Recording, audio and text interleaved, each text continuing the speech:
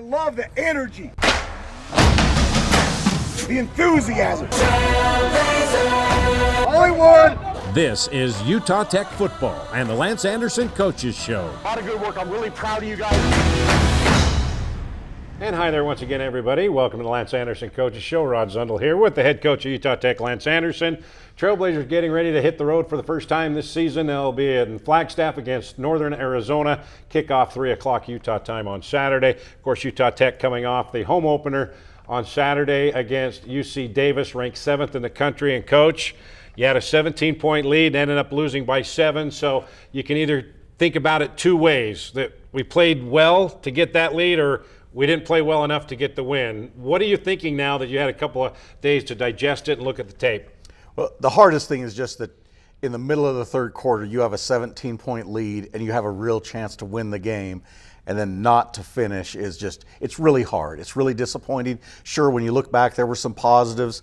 We're building this program. We're going in the right direction.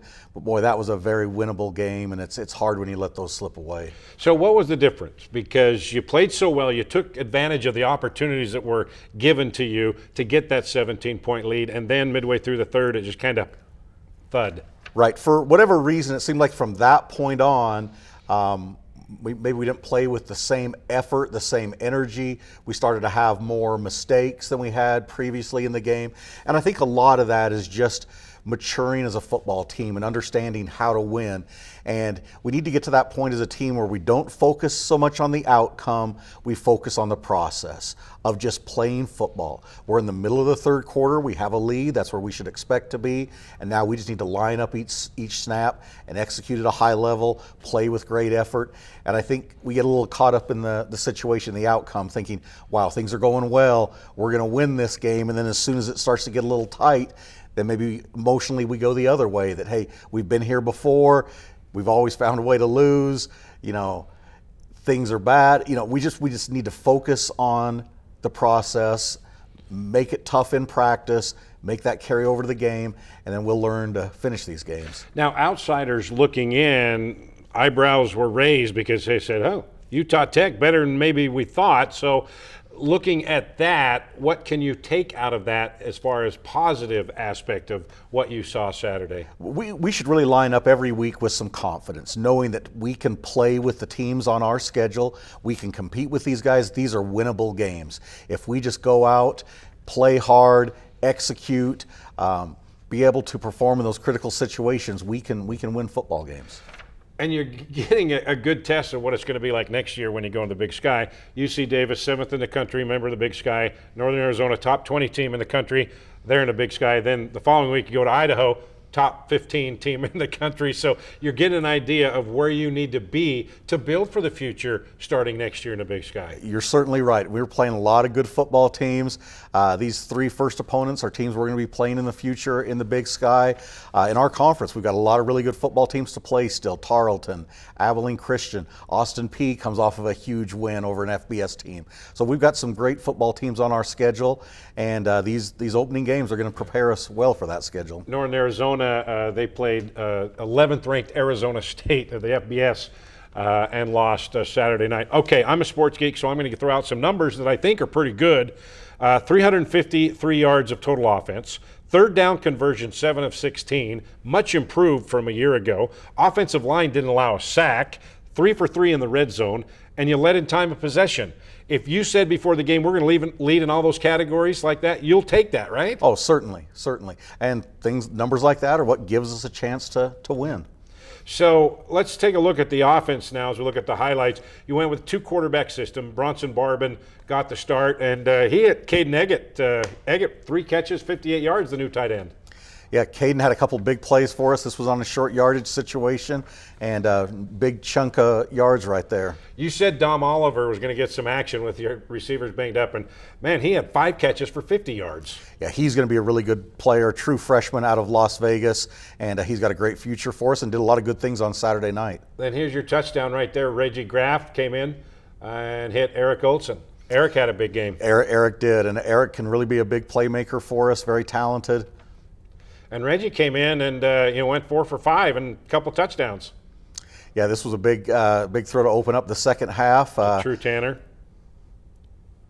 And then running game, not where you wanted it, but you got in the end zone when you had to. Great to punch that one in, and we'll continue to work on running the football. So you had a 17-point lead. They scored 24 unanswered. Then we got the ball with under 2 minutes left. Hit Eric Olsen, and then you hit Rillos right here. You get right there a chance to tie it up. Yeah, after those two plays right there, I felt really good about our chances to go down and put it in the end zone. So let's talk about your quarterback play. Bronson Barbin, the redshirt freshman, got a couple starts last year. Pretty good game for Barbin, 24-39. 222 yards, but he did have a couple of passes he'd like to have back, and that's just a growing experience. That's exactly right. He did a lot of good things. He's done a lot of good things all throughout fall camp, spring ball for us. He will learn from those mistakes. His decision-making will get better, and we'll see some great things from Bronson this season. Reggie Graff, 4 for 5, 50 yards. Yeah. Came in, gave a different dimension like you wanted to. Yeah, very, very efficient as well.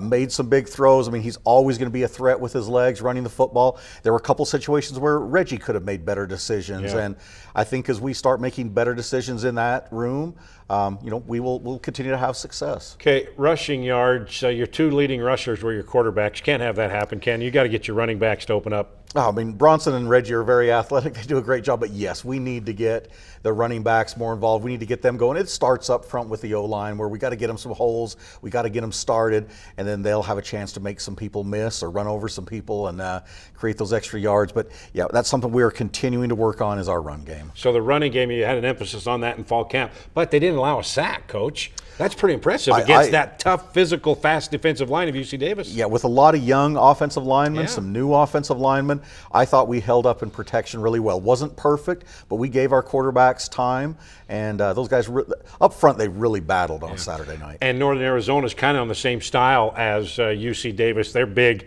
and they're physical up front as well. They really are, and on the defensive side, they are very aggressive. They're gonna blitz us. They're gonna have all kinds of stunts and patterns. So we got to be ready for a very aggressive defense this week. But even without the threat of a running game from your running backs, your play action pass, it held UC Davis's linebackers and secondary, and you got a lot of open looks. And so that is something that has been so much more improved from a year ago. For sure. And again, we're still making a commitment to running the football. I mean, Coach Stevens gets very creative, whether it's the fly sweeps, it's getting the ball to a tight end on a fly sweep, a receiver, the option game, quarterback designed runs. I mean, we're going to find a variety of different ways where we can attempt to run the ball, and I think that will open up the pass game. Okay, so let's talk about the defense side of the football as we take a look at the highlights. 6 sacks, forced 2 turnovers, gave up only 164 yards rushing. You'll take those numbers. Oh, for sure. The sacks, the turnovers, playing with our back against the wall in a couple situations after takeaways and responding well. That's the first one that got you the first 3 points. Justin Houston, transfer from Fresno, Cody Carlson with the running back, and then Dallin Havea, transfer out of BYU. He had 2 sacks of his own. Yeah, could have had another one late in the game as well. Yeah. But yeah, very productive player for us. And here's another one by Havea. And Marley, after missing all of last season, he came back and he was a force in the middle as well. He also picked up a sack. Yeah, you just see what a 300-pounder like Marley can do. I mean, helps us in the run game, helps us, pass rush. He's a good football player. UC Davis 0 for 2 on 4th downs. This one was 4th and 1 at midfield. That was big. Those were huge stops. I mean, those 4th down stops are just like takeaways or turnovers as well. And then here's Havea again. Again, 66 of those 164 yards came on one play, Coach. Yeah, so I thought we tackled better. We were more stout in the run game. We're still improving, but we're getting there. That's Brevin Chesnicka, the transfer from Northern Arizona. All 6'2", 6'3" of them reached up and got that interception. Great play, great way to start the second half. Yeah. Offense immediately went down and scored. Yep. Then Will Alaveo, returning again on the outside. You can tell that he has made strides from a year ago. Oh, he has. He's much improved. I mean, the one thing you know about Will, he loves playing football. He's going to play with a lot of energy and passion out there. Okay, so a lot of good things took place, but it goes back to what you talked about last year, especially the last 5 games of the season. Finish, and it was right there for the taking. And again, you're going to try to put yourself Saturday in that same position and then get you over the hump. Exactly. We want to keep putting ourselves in these situations and then we've got to get better at finishing. And that's going to start by the way we practice, and then we need that to carry over to the game and finish some of these. All right, we're going to talk to a couple of guys that had some big nights last Saturday. That's when the Lance Anderson Coaches Show comes back. If you haven't seen Utah Tech University lately, chances are you haven't seen it at all. With hands-on polytechnic learning across 300 academic programs, 30 new and renovated state-of-the-art facilities, the most affordable university tuition in the state, and 300 days of sunshine. Why look anywhere else? Discover why Utah Tech was recently named one of Education Magazine's 10 prominent universities and colleges to watch. Join us and experience the active learning, active life difference at Utah Tech. Pinnock loses one guy, ball on the ground, Trailblazers pick it up and they get the first break on the turnover. Here comes the pressure, can't get away from, that's Dallin Havea, goes down. Dallin Havea, grab to the right, out the flat, caught, touchdown Trailblazers. Reggie grab to Eric Olsen, Utah Tech takes the lead. Picked off. Brevin Chesnicka, the transfer from NAU, with the interception. Reggie Graff in at quarterback. The lefties got a man. Drew Tanner, 5, touchdown, Trailblazers. And they get him in the backfield. Inside the 20-yard line, Will Alaveo, big loss. Touchdown, Chris Street. Pinnock goes down. Trailblazers get him again. They got him again. The 5th sack of the night by the Trailblazer defense. Marley, what a game to start the college football season. Yes, sir. Just some of the sights and sounds from Saturday night in Greater Zion Stadium. Trailblazers getting ready to hit the road now. Saturday afternoon, 3 o'clock Utah time in Flagstaff, Arizona against Northern Arizona. Joining us now, tight end Eric Olsen right there. Eric, sure. Welcome. And Devyn Perkins, senior defensive back, joined us as well. Devyn, howdy. Good, how are you doing? All right, guys, talk about Saturday night. Not a lot of guys gave you much of a chance to even compete against the 7th ranked in the team in the country, but you showed them. Eric? Yeah, I think Saturday night was a great example of just what we've built here and what we can go out and execute and what we can do, and just to kind of prove to everyone that really doubts us that we're here and we're here to stay. Devyn? Just all week, as a defense specifically, we're just preaching just play with effort and take the coaching and just go out there, play fearless and have fun. And Devyn, last year you gave up, the defense gave up a lot of yards rushing. This Saturday you took that down quite a bit, 164 yards. Was that something that was talked about a lot during fall camp? Said we got to get better run stop game? I think as a defense as a whole, we had to get better. But yeah, in the run game, I think we had a heck of a day defensively, and just we could learn from just the explosive play, that one big hitter early on. Yeah. We could learn from that and just cut that down to even less yards. And Eric, on the offensive side of the football, you guys seem to be in a rhythm. The defense gave you the ball on a couple of turnovers, and you took advantage. Just talk about how not just fun that was, but how just how it was getting that job done when the opportunity presented itself. It feels awesome. I mean, Coach Anderson talks all the time about playing complementary football and how the offense needs to help the defense helps us, and then special teams helps everyone too. And I just think it's really important that when we get those opportunities that we go and capitalize, and that maybe the offense does something bad, that the defense steps up and helps us out as well. And Eric, you were here at Desert Hills High School in St. George, and you came to Utah Tech as a tight end, but when you arrived here, the offense didn't have a tight end. And now, the last 2 years, your normal position has really been able to show your talent. So just talk about how much more comfortable you are and happy that, you know, there's a tight end in this offense. I mean, obviously I couldn't be more excited. I love being involved. I love everything that's asked of me. I mean, I'm asked to do a lot. I'm asked to, run the ball on jet sweeps. I'm asked to block. I'm asked to be in pass pro. I'm asked to go run routes, and I love it. I love having that sort of role on this team. Yeah, and Coach, you inherited Eric. He was trying to play a flex receiver, but you put him right back into his normal spot. Just talk about what he brings and how excited you are to have him on your side. Well, you look at his size, his length, his ability to catch the football. I mean, he really runs well. I mean, he's a matchup nightmare for defenses. Yeah. So getting here, knowing that we wanted to use tight ends and we were going to involve tight ends, it was great to have a guy like Eric on the roster. Yeah, tight end's quarterback's best friend, right? That's what I try to be. And you are. All right, Devyn, let's talk about this for a second here. You came here from Las Vegas for a couple years at Utah Tech, and then you had kind of a lapse in judgment and you headed north about 50 miles. I'm going to say it. I'm going to teach you about it. But then you came back this year for your senior year. So just talk about the journey of being here, leaving, then coming back.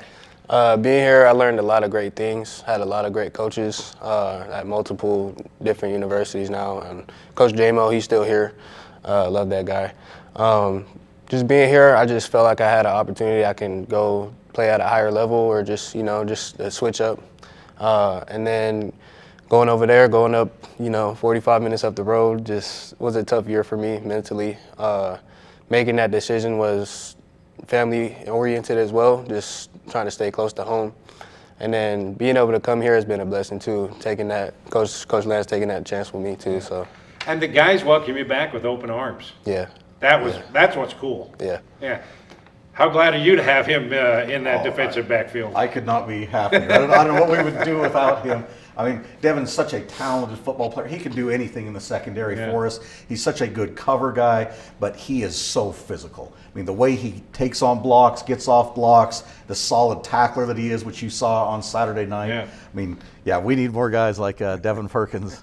We saw in the highlights there they tried those bubble screens. Nothing got past this guy when they went to his side with those, did they? Those guys on the perimeter can't block him, and when he has a chance to get his hands on somebody and tackle somebody, they're going to feel it. Yeah. All right, Devyn, tell us a little bit about yourself. You grew up in Vegas. Just tell us your journey, how you got here. I grew up in Las Vegas. I went to Las Vegas High School. Played football, obviously. Ran track as well. Played football all 4 years. I was on varsity my junior and senior year. Like I said earlier, though, just running track gave me an opportunity to be able to get my first D1 scholarship here at Dixie at the time, Utah Tech now. Yeah, because you're a state track champion, right? In what event? I was a runner-up in the 100, so I ran a 10.6, came second in that, and then a state champion in the 4x2. And one of the coaches saw that you had that success in track, and they wanted to. That's how you got here at Utah Tech, right? The coaches saw you on the track. Yeah, yep. So that's what I learned later on in high school, kind of, that multiple sports, coaches like that. So that just running track gave me that opportunity. Yeah. Tell us a little bit about yourself. We know you're a local kid. Yep. But you didn't start your life here. Mm-hmm. No, I was born and raised up in Salem, Oregon, and I did my freshman year at a school called McNary High School, and then moved down here shortly after that and finished out my sophomore through senior year here at Desert Hills. Yeah, and so Desert Hills to Utah Tech, you kind of kept it right here, and your family gets to watch you and all that kind of stuff. And now let's talk about the better halves, all right? Let's first, Devyn, you've got a better half plus two, right? Yes, talk sir. about them. Yeah, I met my wife in high school, sophomore year. I was like 5'5" at the time, so she was a little taller than me. So she friend-zoned me, and then eventually I ended up scoring, and we were able to date throughout high school. Came to college together, and then we had our first baby, Malaya. We got married when we lived in Cedar, and then coming back, we had our son this February. And you have a better half that's going to be a permanent better half here soon, right? Yep. Coming up here in probably about 7 months or so. But we met last year. She went to Crimson and I went to Desert Hills. Uh-oh. But how's that working out?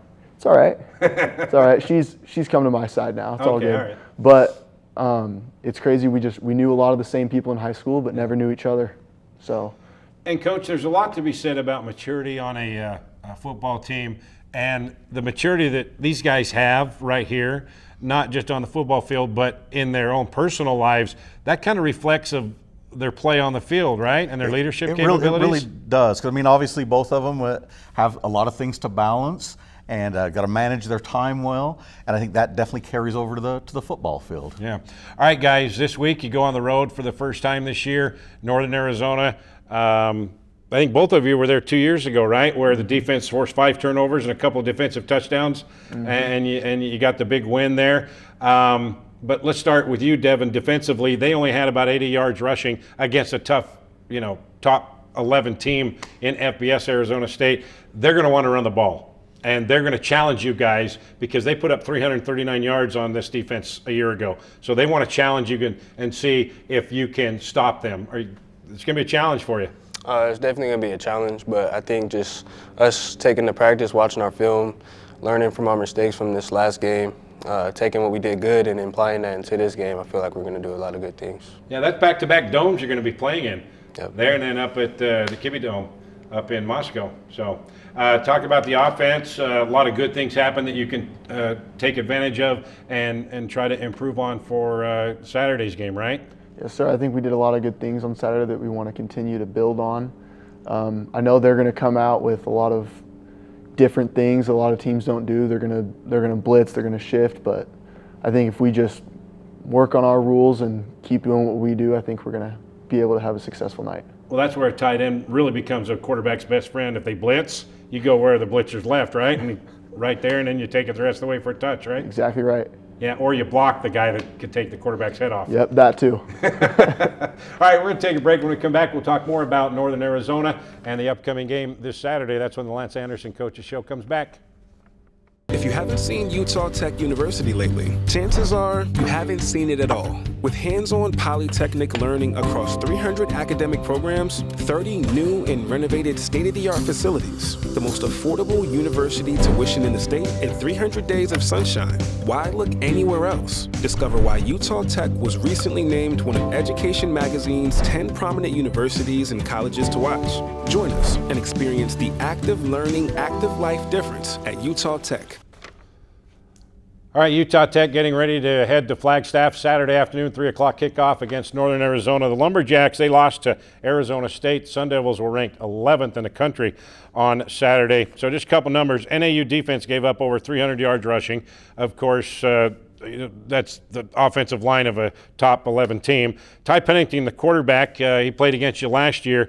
He can move, and he's got a strong arm. And only 80 yards rushing versus Arizona State. But they're expecting different things now against opponents that's more on their level, right? Certainly, and NAU they do a really good job running the football. And last year, in the games they won, I think they averaged over 225 yards rushing in each of those games. They have some real variety in the run game. They got some big running backs. So, yeah, we know we have to stop the run this week. And then Pennington, he can move. They like to do a lot of play action and misdirection, and they got some receivers who can go up and get the ball, and they proved it against a very good defensive team. They really do. I mean, their pass game kind of feeds off the run game. They'll take shots down the field, and the quarterback Pennington is a very good player. Yeah. So, Devyn, just talk about the mentality that, especially on defense, that you did so many things well, just didn't get over the hump, and kind of lost the momentum at the second half. So how can you take that and turn it into a positive and make sure that doesn't happen again Saturday? Obviously, we want to come out how we did this past Saturday in the first half. We want to imply that and just roll it through to the second, third, and fourth quarter, just keep that fire going and not play to stay ahead, act like we're getting after them still. Yeah. Just keep that fire going. Final thought from you, Eric. Even though it was a loss, it feels different than last year. Would you agree?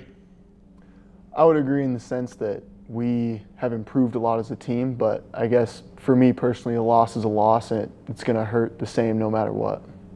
Coach, final words from you. Again, we're going to be facing another really good football team this week, but I'm excited to see these guys go out and play. I'm looking forward to us competing and then finding a way to finish these games.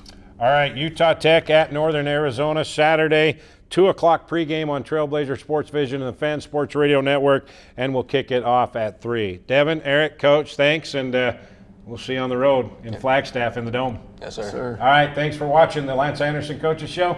See you Saturday from Flagstaff.